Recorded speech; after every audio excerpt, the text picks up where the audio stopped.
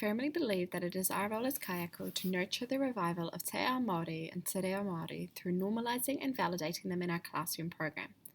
Aotearoa is formed on the basis of Te Tiriti o Waitangi, which is an agreement that promises that the bicultural nature of Aotearoa will be supported and that both cultures will have autonomy and legitimacy.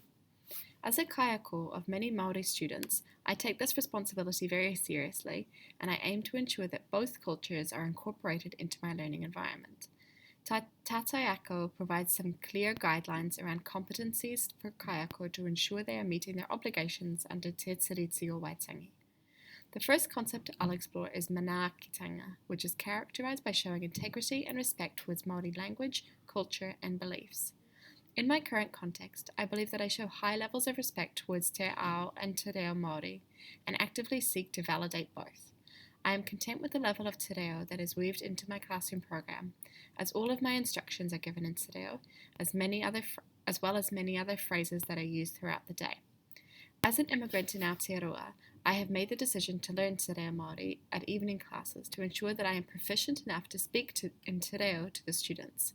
This is an example of the concept ako, where I am taking responsibility for my learning in this area, which was a previous weakness of mine. In doing this, I am considering Māori students' identity and culture too, as I am motivated to ensure that they have access to their native tongue.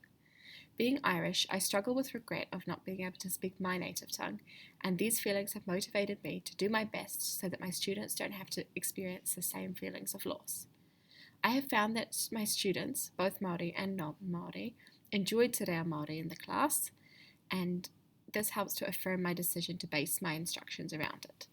I do aim to increase students' use of te reo, as their understanding is far greater than what they can verbalise at this stage. However, while I am comfortable with the level of te reo Māori present in my classroom, the integration of te ao Māori leaves a lot to be desired. This is something I feel dissonant about, as I value and respect Māori tikanga. However, I also struggle to embed it into my classroom program.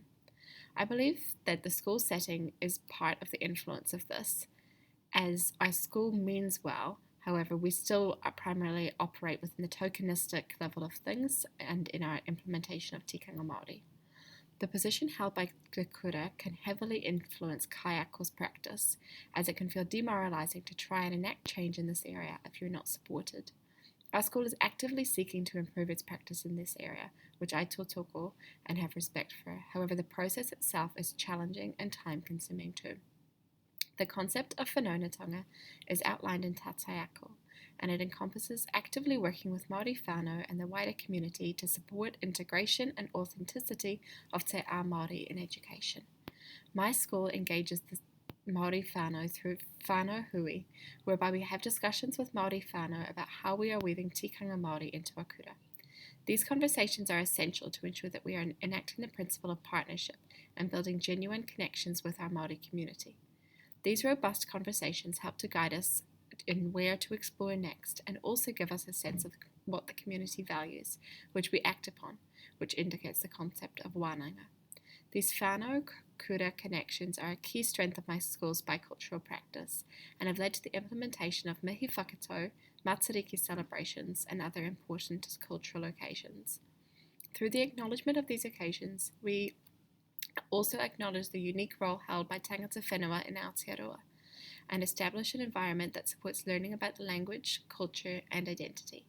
Whilst this is positive, the significant limitation is that it is only happening on specific Māori culture days, rather than being integrated into our class program.